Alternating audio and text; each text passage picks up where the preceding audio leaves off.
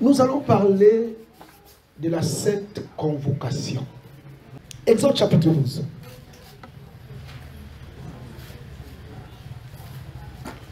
On va prendre le verset.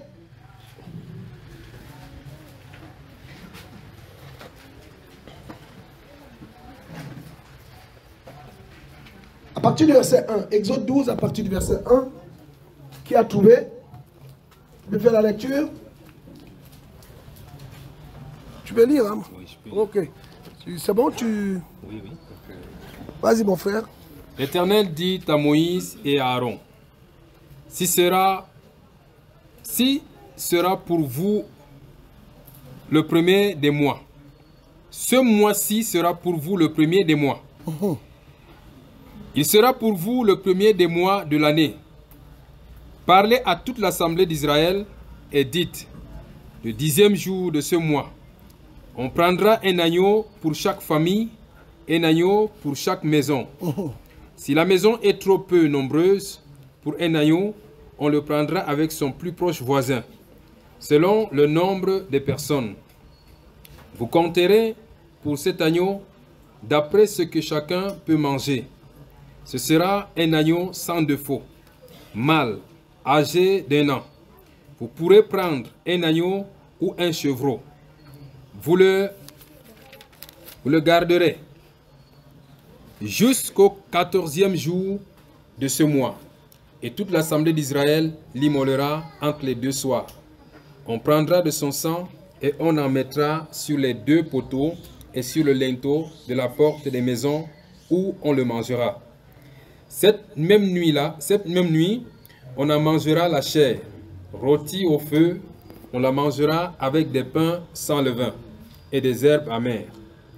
Vous ne le mangerez point à demi-cuit et bouilli dans l'eau, mais il sera rôti au feu, avec la tête, les jambes et l'intérieur.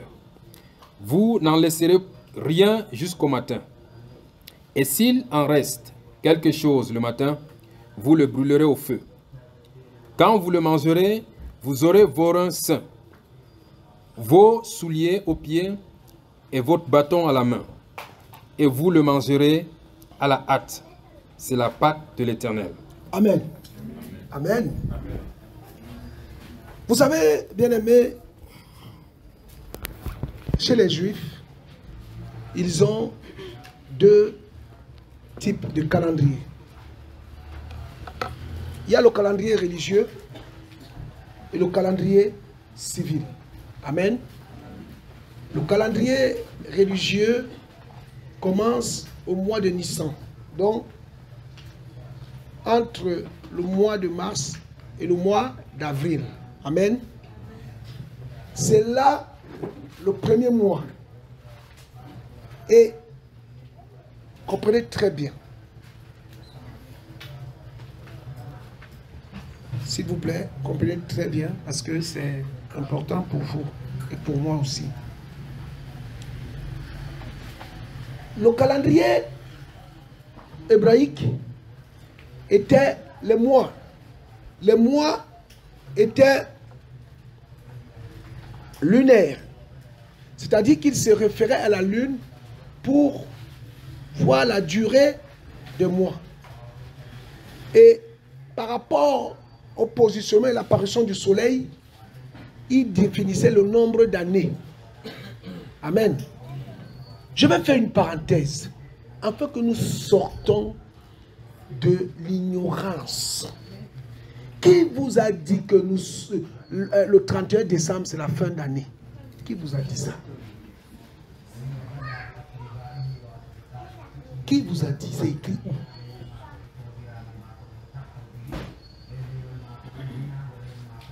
Nous observons le calendrier quoi? Et avant Grégoire, il y avait qui? Julien.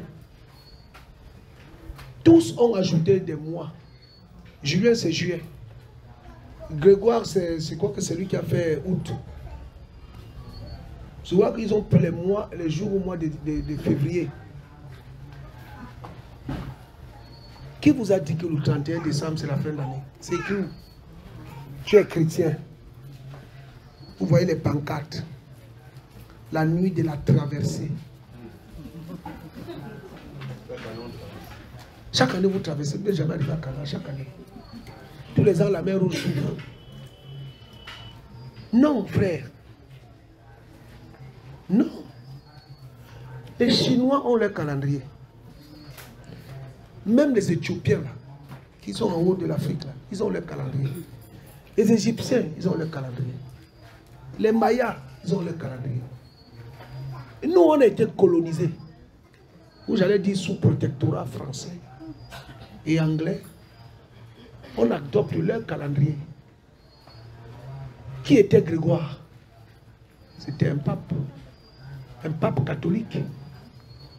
Or, vous ignorez dans le livre de Daniel que la Bible déclare que le tentateur voudra changer quoi? Le temps.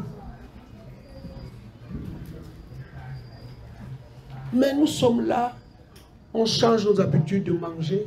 Le 31 décembre, on se sent aux 3 épingles. Toute l'année, tu manges de la sardine avec du riz. Et le jour là, c'est le dindon fumé.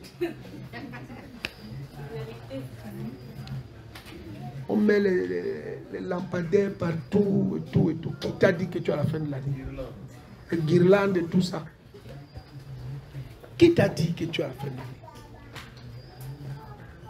Dis à ton voisin, tu as tapé à côté. Est-ce que je parle à quelqu'un ce soir? Frère, on est des chrétiens.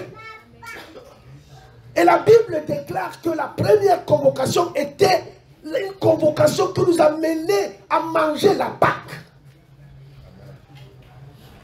Or, la Pâque, ce n'est pas les mets de pistache.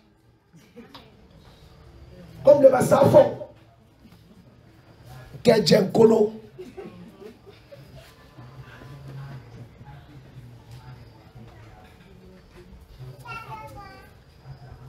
La Bible dit que les enfants d'Israël éternel devaient immoler l'agneau entre le 14e et le 15e jour. Et ils immolaient la Pâque. Et cette Pâque-là se mangeait avec des herbes amères, avec du pain sans levain. On va développer petit à petit des choses que nous avons du mal peut-être au quotidien à comprendre. Premier point, l'agneau était d'abord destiné au seul membre de sa maison.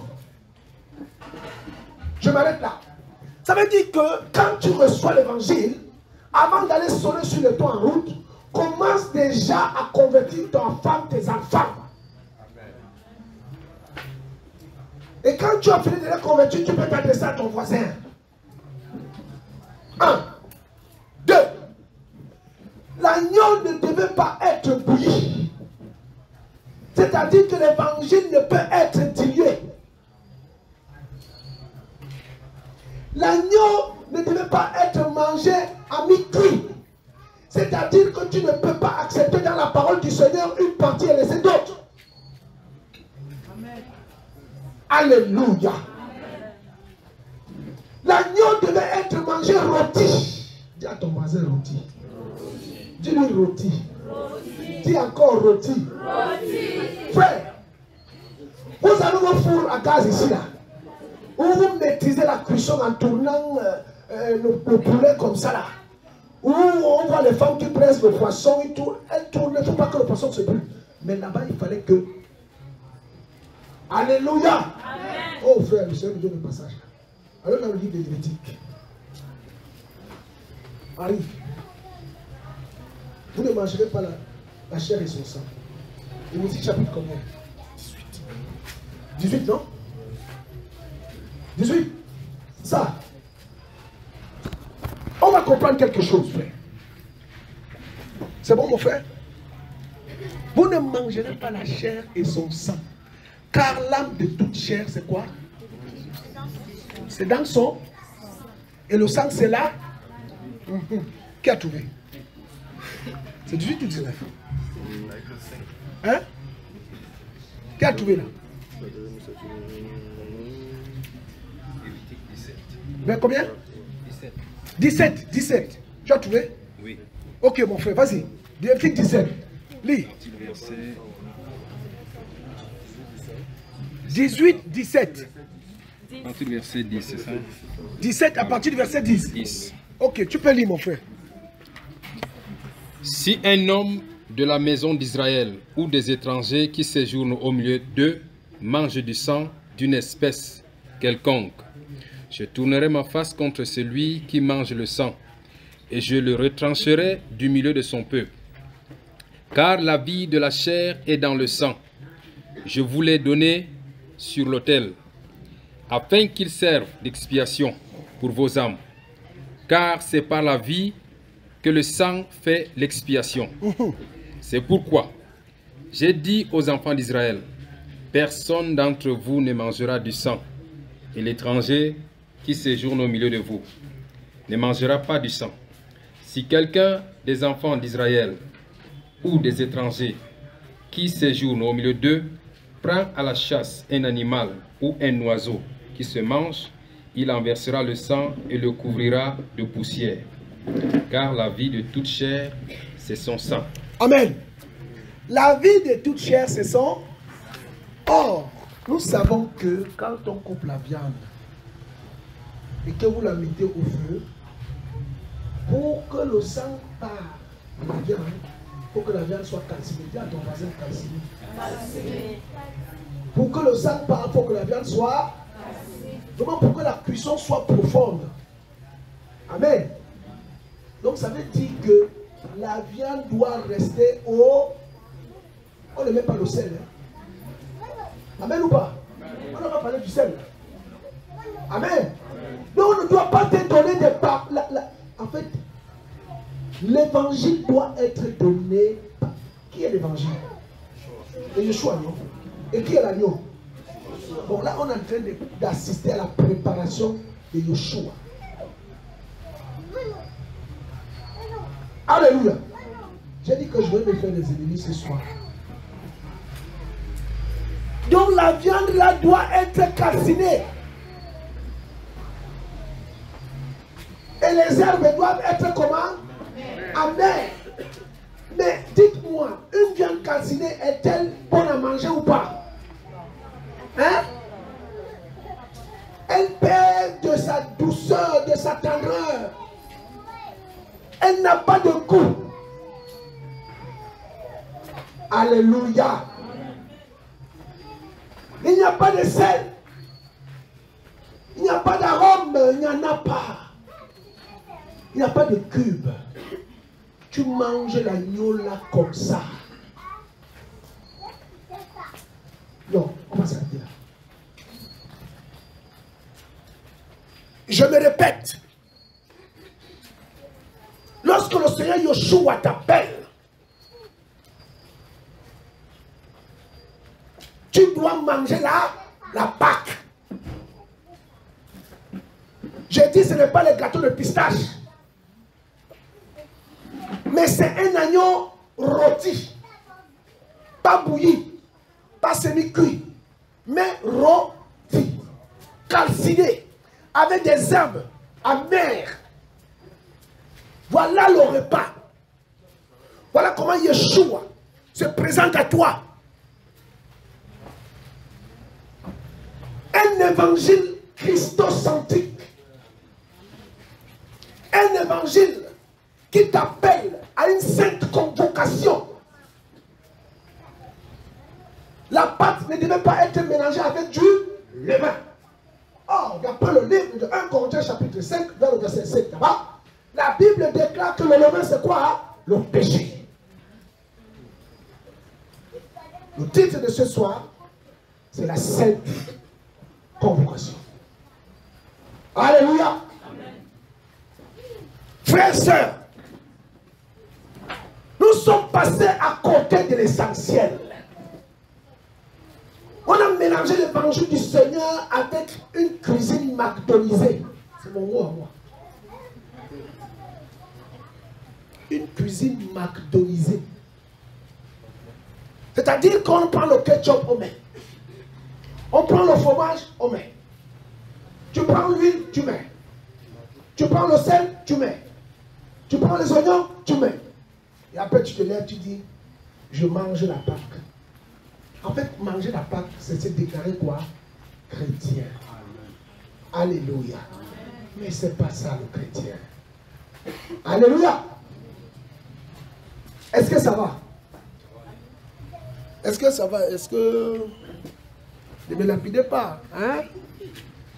Laissez-moi finir mon travail. Vous étiez aujourd'hui pointés, d'autres à la boulangerie, d'autres, je ne sais pas moi, Intelcam, Orange, je ne sais pas, d'autres sont dans les hôtels, d'autres sont des transporteurs. Tout le monde a pointé, laissez-moi aussi pointer ma journée. Alléluia. Frère, la Pâque était le début de tout. Ça veut dire quoi? Ça veut dire que quand tu prends la décision de suivre le Seigneur, c'est-à-dire d'accepter son sacrifice par la foi. Accepter son sacrifice ici, c'est ce que la Bible dit dans le livre d'Exode chapitre 12, mettre le sang sur ses linteaux. Et là, la mort ne te touchera pas. Mais je n'ai pas dit qu'il faut verser le sang de Jésus partout. J'inonde ma maison dans le sang de Jésus. Je lave cette bouteille dans le... Mon fils, je te plonge. Mais la femme va étouffer. Tu noies l'enfant, je te plonge, je te noie. Cette fois, comme c'est le chiffre de la perfection, cette fois dans le sang de Jésus. La Bible a dit quoi? Le sang était quoi? Ainsi. On le mettait où? Sur les linteaux. C'est-à-dire que le sang qui était sur les linteaux n'est autre quoi? La lettre K. Alléluia. Ézéchiel chapitre 9. Il faut être marqué. Mon frère, ma soeur, si tu n'es pas marqué, tu es à côté. Ce n'est pas où j'appartiens à l'église du sang de Christ. Ézéchiel 9. Ézéchiel 9. Verset combien? À partir du verset 4. Vas-y mon frère. Ézéchiel 9, à partir du verset 4. L'Éternel lui dit, passe au milieu de la ville, au milieu de Jérusalem, et fais une marque sur le front des hommes qui soupirent et qui gémissent à cause de toutes les abominations qui s'y commettent. Et s'adressant aux autres, à ma présence, il dit, passez après lui dans la ville et frappez, que votre œil soit sans pitié et n'ayez point de miséricorde. Tuez, détruisez les vieillards, les jeunes hommes, les vierges, les enfants et les femmes, mais n'approchez pas de quiconque aura sur lui la marque. Alléluia. Arrête-toi là mon frère. N'approchez pas de quiconque qui aura sur lui la marque. Le sang vous sera pour vous un signe. Alléluia. Frère, on va prendre mon frère Exode chapitre 16. Chapitre 13, autant pour moi. Chapitre 13. Qui a trouvé? Chapitre 13. Du verset 6 jusqu'au verset 7. Chapitre 13, du verset 6. Pendant 7 jours, tu mangeras des pains sans levain, et le 7e jour, il n'y aura aucune fête en l'honneur de l'Éternel. On mangera des pains sans levain pendant les 7 jours. On ne verra point chez toi le pain levé. Amen. Vas-y un peu, ma soeur Liliane. Lis un peu ta version. Pendant 7 jours, tu mangeras des pains sans levain, et le 7e jour, il y aura une fête à Yahweh. On mangera 7 jours des pains sans levain.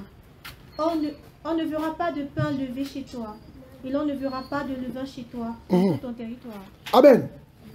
La Bible dit, bon, alors là, je vais encore ouvrir une petite parenthèse. Vous savez, le Seigneur avait instauré en Israël 7 fêtes. Alléluia.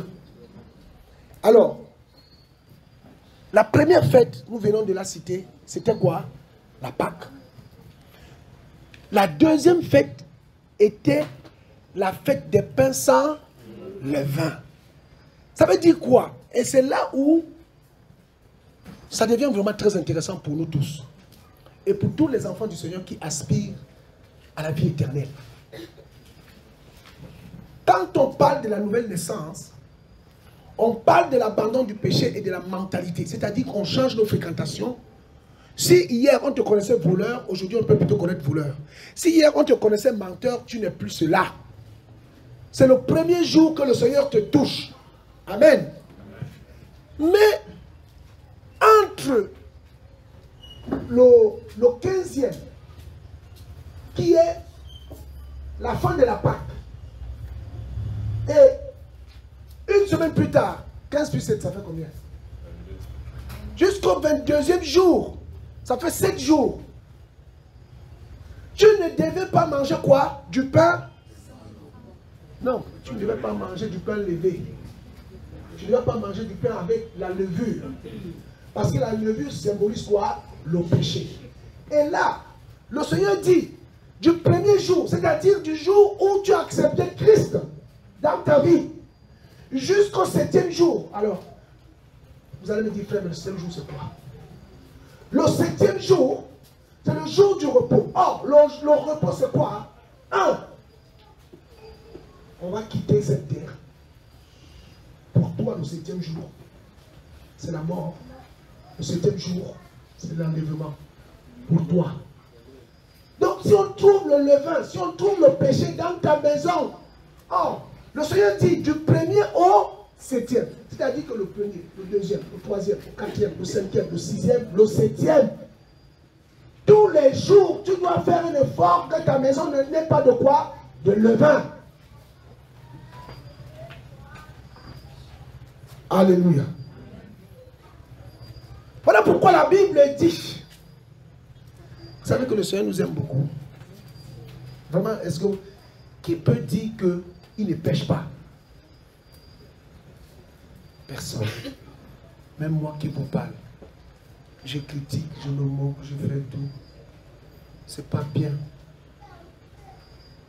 Mais regardez ce qui va se passer dans le livre de Jean chapitre 13. Jean 13.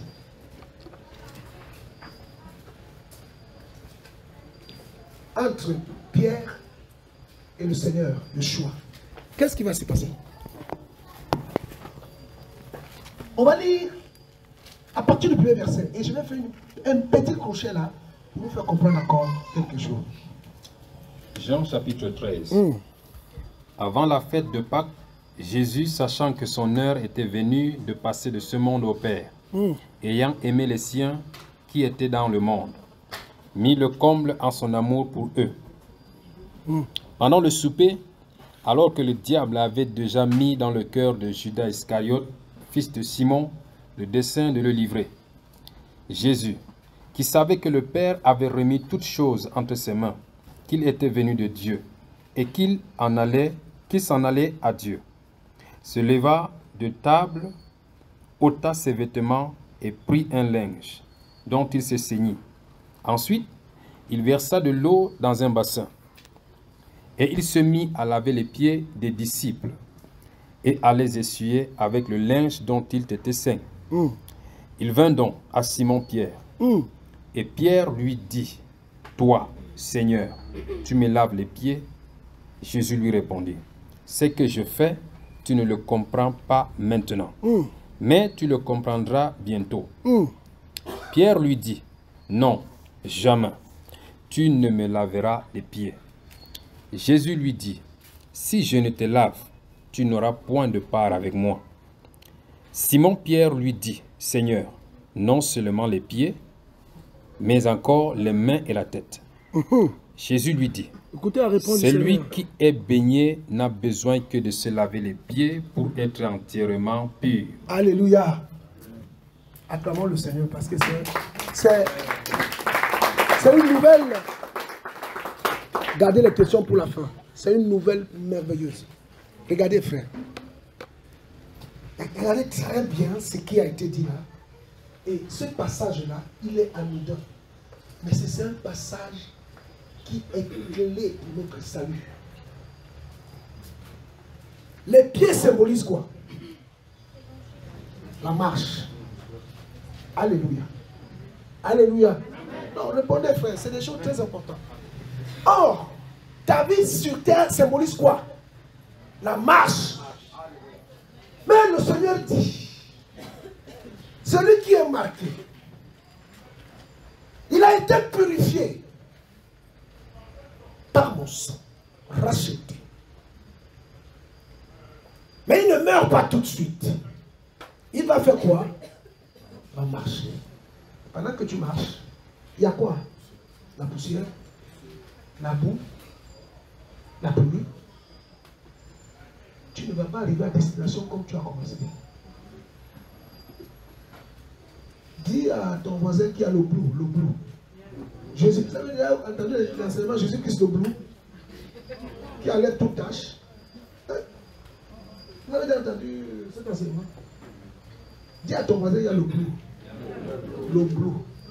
Frère, il dit à Pierre ici, puisque tu médites ma parole, puisque tu as mon esprit, parce que tu marches, c'est normal que tu te salisses les pieds.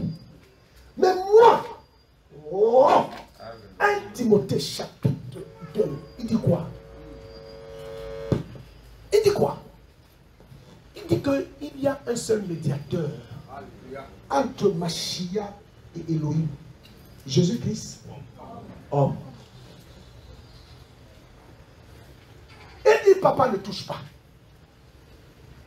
Tu n'as pas vu le fossé là, il fallait qu'il saute. Mais c'est quoi maintenant laver les pieds? Mais c'est l'intercession. C'est la prière que tu dois faire. À chaque fois que ton esprit t'interpelle de ta méconduite, tu dois prier afin que tes pieds soient nettoyés. Alléluia. Alléluia, frère. Voilà pourquoi, pendant 7 jours, on ne doit pas trouver du levain chez toi. Ce n'est pas parce que tu ne pêches pas, mais parce que tout est grâce. Parce que quand tu le pries, il nettoie tes pieds. Mais Pierre pensait que, en nettoyant ses pieds, cela n'était pas suffisant. Mais Yeshua lui dit, je suis le chemin, je suis la vérité et la vie. Si moi, Yeshua, tu prends mon sacrifice comme le tien, c'est-à-dire que tu rentres dans la promesse de la gloire du Mashiach. Oh! Rien ne pourra te séparer de l'amour de Yahweh. Rien. Voilà pourquoi il dit aux femmes qui ont avorté, il a dit à ce criminel à la croix, ce soir même, aujourd'hui, dis à ton voisin aujourd'hui même. Tu es là, tu as avorté, je vais te dire aujourd'hui, le poids de ta condamnation risque. Amen. Alléluia. Frère, il faut la sainte convocation. Parce que sans la sainte convocation, tu ne peux être éprouvé. Mais lorsque tu passes dans le chaudron de l'épreuve, il faut que les scories soient, n'est-ce pas, dégagées à gauche, à droite.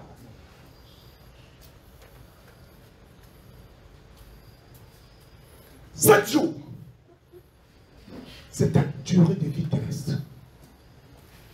Du premier au 7e. Pas de levain.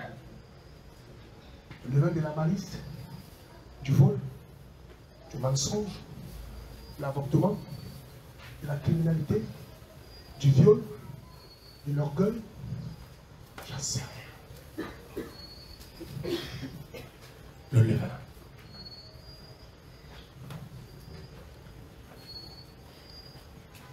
Voici l'évangile que nous prêchons. Voici l'évangile que le Seigneur a donné aux apôtres. Voici l'évangile que le Seigneur a confié à son Église. L'évangile de la repentance. L'évangile qui t'interpelle à repositionner ta marche avec ton Créateur. Ce n'est pas un évangile du yo, yo, yo, yo. Où j'entends Camden qui dit, tout le monde dit,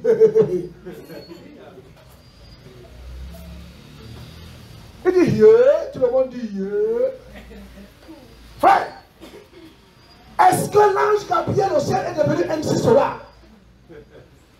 I like to moving. Moving. Et on répond moving. Et le Seigneur sur son trône est en train de regarder. Les 24 est en train de faire une chorégraphie.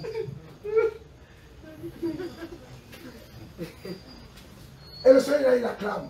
N'est-ce pas? Il acclame. On est devenu amnésique. On ne se remémore même pas les réalités spirituelles qui sont écrites dans cette parole. Rien. Mais les Gédéons pouvaient dire au Seigneur, mais où sont ces espoirs dont nos pères nous ont dit que Yahweh avait fait? Vous passez votre temps à prier pour vos problèmes. Jamais demandez au Seigneur, montre-moi le ciel. Jamais. Vous ne demandez pas ça. Donne-moi le travail, donne-moi un mari, donne-moi les enfants, donne-moi à manger, fais-moi ceci, fais-moi cela, donne-moi la santé. Mais dans ta maladie, dis Seigneur, ta parole dit, même si je suis mort, je verrai le ciel. Pendant que je suis allongé dans ce lit, je dis c'est ta volonté que je sois immobile. Voilà pourquoi je te demande, pas la guérison, mais je veux voir ta gloire. Amène-moi au ciel. Je veux voir ton ciel. Je veux voir, je veux te voir, je veux te toucher. Mais non, quand on est malade, premier réflexe, je vais guérir. Alors que le Seigneur veut que tu sois là pour qu'il te parle face à face. Vous savez la signification du désert? Ça veut dire parler face à. Donc le Seigneur va sortir les enfants d'Israël par une seule convocation pour les amener où? Dans le désert, pour les parler face à. Parce qu'ils travaillaient trop, ils n'avaient pas le temps. Ils n'avaient pas le temps. Tu n'as pas le temps. Dis à ton voisin, je n'ai pas le temps. Non, non, tu n'as pas le temps. Tu n'as pas le temps. On n'a pas le temps. Donc le Seigneur, puisqu'il t'aime, il va te mettre une maladie. Mais toi, ton réflexe, c'est de chercher toujours la guérison. Mais la Bible dit, le Seigneur parle tantôt d'une manière, tantôt d'une autre. Tu ne te poses pas la question.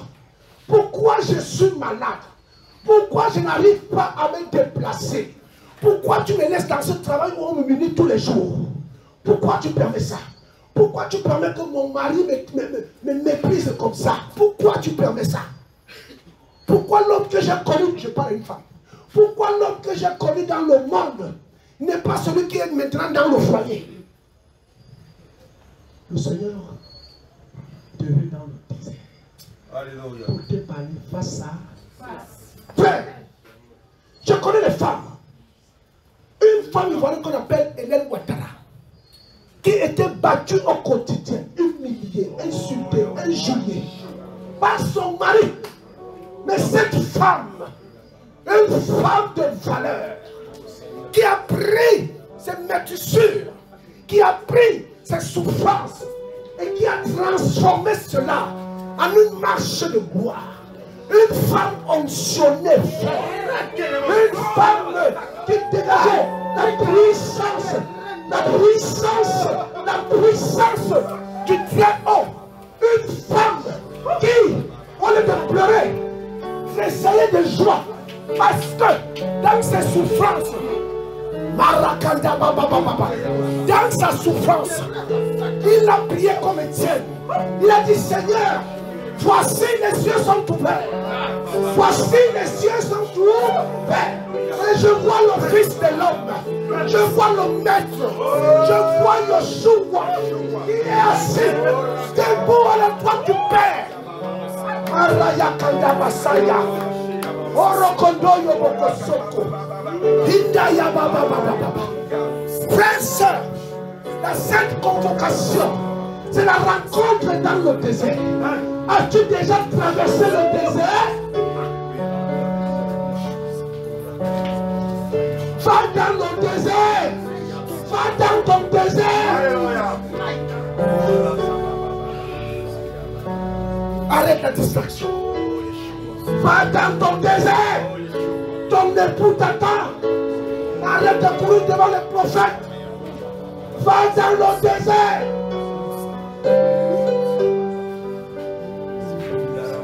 Frère, la sainte convocation, c'est une convocation individuelle. C'est une convocation personnelle. Ce n'est pas une affaire de groupe. C'est une affaire personnelle. Oh Rayanda Basaya. Va dans le désert. Et si tu es dans le désert, ne t'empresse pas de sortir. Demande-lui, Père, je dors même sans manger. J'ai des aérés de loyer. Les enfants et moi, nous trimons pour manger. Les enfants sont chassés de l'école. Pourquoi tu permets cela? Parce que tu veux me parler? Parce que tu veux me parler? Parce que tu veux me parler? Si tu veux me parler, me voici. Je me livre à toi. Fais de moi ce que tu veux. Mais je sais une chose. De la même manière, tu as glorifié ton fils à la croix. De la même manière, au fin des fins, tu vas me glorifier. Amen. Alléluia. Amen. La sainte convocation, frère.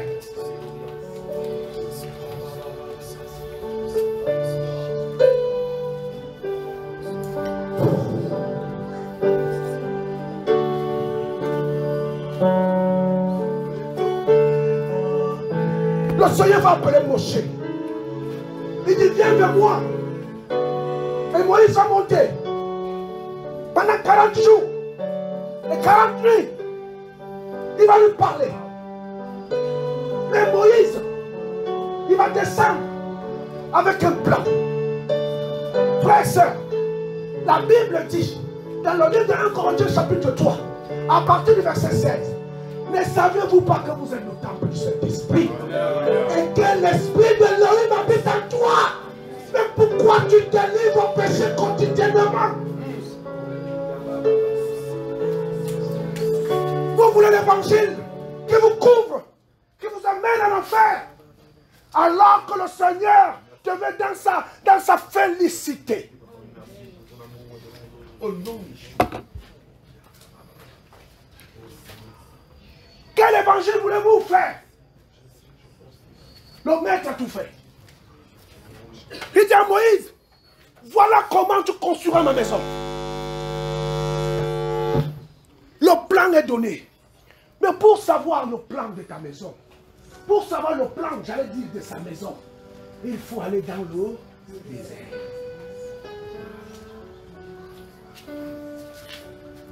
Le désert, ce n'est pas le jeûne. Ce n'est pas le jeûne. Tu ne peux pas impressionner le Seigneur. Tu ne peux pas. Mais le désert, c'est de supporter les temps difficiles patiemment en espérant la délivrance. Et là, tu perds le sommeil. Tu perds l'appétit. Tu cherches. Habakkuk pouvait dire. Habakkuk fait. Habakkuk disait, oh bien-aimé, j'étais où? J'étais à mon poste. Attendant ce que le Seigneur me dira. Est-ce que tu es à ton poste, l'église? Vous voulez les hommes qui viennent avec une grande gloire terrestre pour vous annoncer l'évangile, et l'évangile qui vous amène à l'enfer. Mais quand le Seigneur il déclenche un réveil, il envoie ses enfants qui sont inconsidérés, vous ne les croyez pas.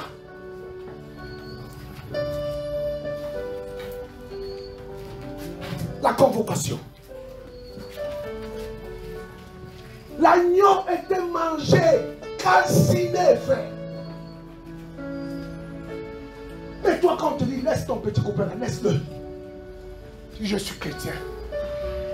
Mais tu forniques. Après, tu dis, j'aime Jésus. Tu aimes quel Jésus? Tu ne le connais même pas. Parce que si tu le connaissais, tu ne ferais pas ce que tu es en train de faire. Tu ne l'aimes pas. Parce qu'une femme qui aime son mari ne peut la tromper. Et un mari qui aime sa femme ne peut tromper son mari. Or, le péché dans le Seigneur, c'est tromper le Seigneur. Parce que nous sommes épouses. Voici l'époux. Allez à sa rencontre. Et on va demander à Jean, mais Jean, qui tu es? Il dit, moi je suis qu'une voix. Je ne suis qu'une voix. Donc je peux me cacher. Vous entendez ma voix? Ne cherchez pas à venir à moi. Moi aussi, je cherche à courir vers l'époux. C'est lui la solution. Ce n'est pas moi, frère. C'est lui ni mes frères qui sont ici. C'est l'agneau. Voici l'agneau d'Élohim qui rate le péché du monde. Allez à lui.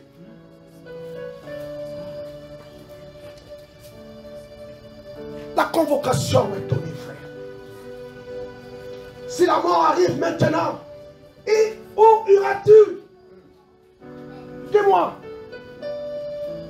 Si ton 7e jour arrive maintenant, que feras-tu? La mort ne connaît pas d'âge. La mort ne connaît pas la situation familiale. La mort n'a rien à faire si tu passes des moments difficiles. La mort, c'est un voleur. La Bible déclare dans le livre d'Apocalypse, le dernier ennemi de l'homme, c'est qui? La mort. La mort, c'est le démon qui amène les âmes captives dans la géhenne. Or, le Seigneur dit que le lac de feu a été préparé pour Satan et ses anges. Voilà pourquoi le Seigneur s'est révélé à nous comme Yahweh. Il t'a donné son nom. Il t'a donné son nom. Il t'a donné son esprit. Il t'a donné son identité. Il t'a donné toute la gloire. Et tu es là. Tu te morfonds. Tu marches dans la défaite. Tu es un aigle. Et les aigles marchent avec les aigles.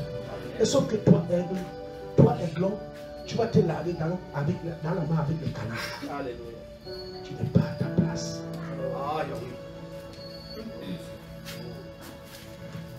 Va dans le désert.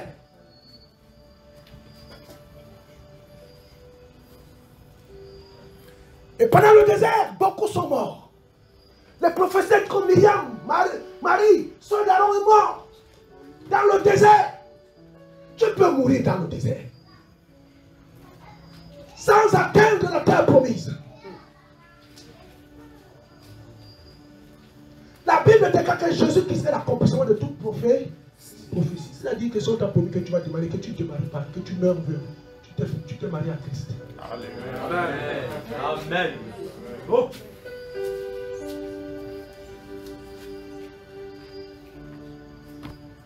Le désert, la sainte convocation.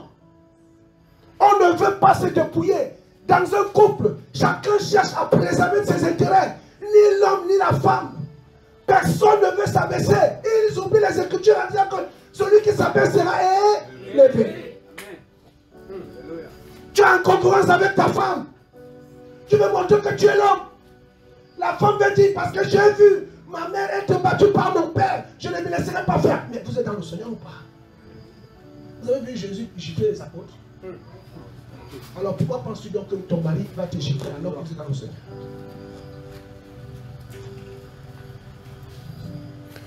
Nous amenons le coutume dans l'église du Seigneur alors que nous sommes nés de nouveau parce qu'on ne répond pas à la convocation. Voilà comment l'église ressemble aujourd'hui. L'église ressemble à une personne qui sort de sa maison avec son caddie, son sac, avec son budget. Il va chez Dove pour faire Santa Lucia, pour faire les courses. Bon. Il arrive au rayon de l'orgueil, arrive au rayon de l'humilité. L'humilité, non, j'en veux pas. Il passe au rayon de l'humilité. L'orgueil, oui, j'en ai déjà cela. Continuez. Il arrive au rayon de l'amour. Amour. Non, j'en veux pas parce que j'aime déjà mon mari et mes enfants. Mais ma soeur peut passer là, peut passer le moment difficile. Il arrive au rayon la bénédiction. Ah oui, la bénédiction, oui, j'en veux par contre. La bénédiction, parce qu'il faut que j'ai une voiture, que j'ai une émotion. Ça m'intéresse bien. Il arrive au rayon de la sanctification. Tu sais, de temps en temps, la sanctification c'est trop dur, ça coûte trop cher. Ça. Mon budget ne me permet pas d'acheter la sanctification. On verra ça prochainement. Voilà ce que nous sommes faits. Mais l'agneau devait être mangé tel qu'il était cuit. Amen.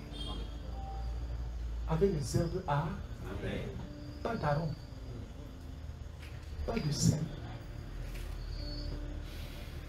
C'est-à-dire que le pain même là qu'on faisait, le pain sans levain là, c'est pire qu'un pain rassis. Le pain sans levain, même si tu le trempes dans l'eau, il ne devient pas mou. Il n'a pas de mie. Amen. C'est un pain qui est sec. Et quand tu le manges, il te colle entre les dents. Cherchez les clous dans. Il ne se quitte pas. C'est rappeler l'œuvre de la croix. L'œuvre de la croix, c'est-à-dire à chaque fois que tu veux parler, tu veux critiquer ton frère, à chaque fois, le pain là qui est collé entre les dents, il dit non, attention, tu as mangé la chair de Yeshua. Amen. Ne parle pas. Alléluia. Église, nous sommes arrivés à la fin. Je ne parle pas de la fin du monde. Nous sommes arrivés à la fin du temps. Depuis 486, depuis la destruction du temple par Nebuchadnezzar, depuis l'exploitation des enfants d'Israël à Babylone, le temps des nations a commencé. Et nous sommes à la fin. Et nous sommes de ceux, je vous assure, je parle de la part du Seigneur. Certains de nous aussi verront le retour du Seigneur. Parce que tel que nous voyons, l'homme impie est là. L'homme impie est là. Vous avez vu le corona, non? Le monde entier était mis en alerte. Ils ont tout gardé. Aujourd'hui, les amis. Aujourd'hui, on combat petit. Pourquoi on le combat? Vous ne voyez pas que tout le monde est libre comme vous. Vous ne voyez pas. Le nouvel ordre mondial est compliqué. Et celui qui se lève aussi est posé.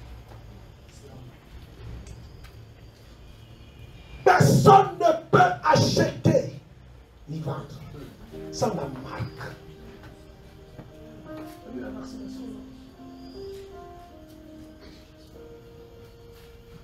On connaît des frères qui ont perdu leur emploi à cause de ça. Ça tue tout le monde, ça tue. Ils le savent.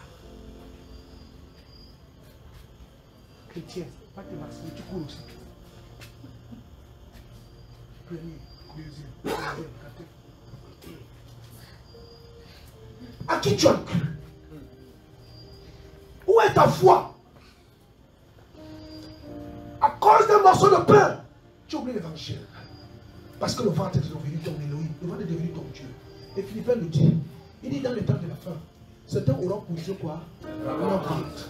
Oui frère, à cause du pain, tu es capable d'essayer des compromissions. À cause du pain, tu ne peux pas résister. Jeunesse est devenu pour toi gravir au Carmel.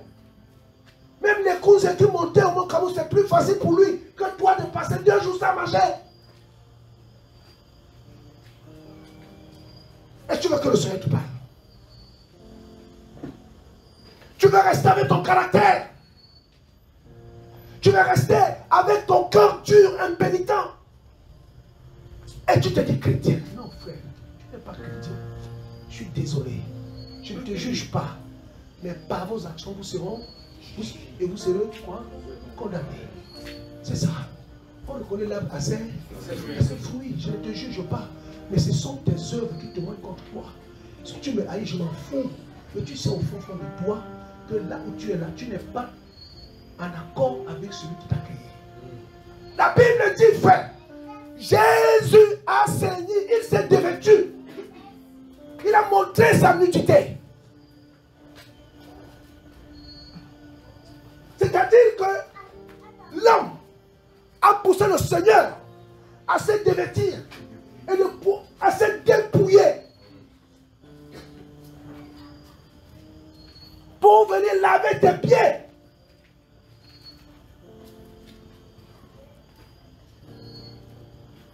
La Bible dit, vraiment les hommes, nous les hommes, on est trop mauvais. C'est-à-dire que ce que l'homme fait, même les animaux ne le font pas. Le Seigneur dit, dans le livre de Jean chapitre 13, là, lorsque le Seigneur voit que son heure est arrivée, il va regarder ses disciples. Il va les aimer. Il va les aimer jusqu'à la fin. C'est écrit ou pas? Pourquoi il les aimait? Il les a aimés 2 fois. Demandez-moi pourquoi. Demandez-moi pourquoi. Parce que quand il a choisi ses disciples, ils étaient faux. Il me dirait, mais il connaît toutes choses, c'est vrai. Mais toutes choses ont été écrites pour notre instruction. Et il savait que Pierre va le trahir. Il va l'aimer quand même parce qu'il voit que Pierre, c'est quelqu'un qui avait l'apparence, la maîtrise, l'intelligence, chef d'entreprise. Ça, c'est le premier amour. Mais le deuxième amour, pendant 3 ans, il va connaître l'un défaut. Alléluia. Il savait que Judas était un voleur. Mais à la table, il va l'appeler comment? Mon ami. Il va les aimer jusqu'à la fin. C'est-à-dire que le deuxième amour, voilà pourquoi la Bible parle jusqu'à la mort de l'âme. Il y a 2 morts, 2 amours. Alléluia. Le Seigneur a compris que ces gens-ci étaient des personnes, des lâches, des hommes imparfaits, qui vont me renier. Il dit, mais c'est pour autant que je dois retirer mon amour? Non, je vais les aimer et je vais les faire confiance. Mais toi, quand ton frère te fait une chose, moi je ne fais pas ça 1000 fois. Je ne suis pas un bleu. Va arnaquer les autres. Si les 5000 que je t'ai donnés là, tu ne me les rends pas, ne m'appelle même pas. Ça là, j'ai remis au Seigneur. Oh, tu vas aller aussi avec le cœur. C'est l'enfer qui t'attend. Jésus, le Mashiach, le Maître, nous a aimés. Et il nous a aimés jusqu'à la fin. C'est-à-dire que, aussi homme parfait que nous sommes, il nous a convoqués. Et même malgré le fait que nous sommes venus dans sa présence, nous venons avec nos boulets. Et il obligeait encore de nous nettoyer. Malgré le fait que nous connaissons ses exigences. Et toi, tu es incapable de pardonner ton frère. Matthieu 18, il dit, méchant serviteur, n'étais-je pas remis ta dette? Pourquoi donc as-tu usé de méchanceté et de violence avec ton frère? Et la Bible continue en disant que le Seigneur dit, je vous assure, que ce dernier sera mis en prison. Il ne sera relâché jusqu'à ce qu'il ait fait quoi? Rembourser entièrement quoi? Sa dette. Que faire donc, bien-aimé? Le Seigneur dit, allez apprendre ce qu'il veut dire. J'exerce quoi? La miséricorde. Je prends plaisir à quoi? À la miséricorde. Si tu ne pardonnes pas à ton mari, tu ne pardonnes pas à ta soeur, tu ne pardonnes pas à ta femme, tu ne pardonnes pas à tes enfants, tu ne pardonnes pas à tes frères, ta place n'est pas dans le royaume. Aussi simple que ça. La majeure partie qui exclut les gens du Seigneur, c'est le pardon. Le pardon est la plus grande cause de maladie. partons, le cancer aime ça. Tac. Une cellule cancéreuse se développe. Qu'est-ce qui se passe? Nous partons. Alléluia. Frères, sœurs, la convocation est là. Le Seigneur nous appelle. Changeons notre attitude. Venons à lui avec un cœur sincère. Venons à notre roi avec un cœur sincère. Confessons nos fautes. Il va nous pardonner. Amen. On peut se lever pour prier.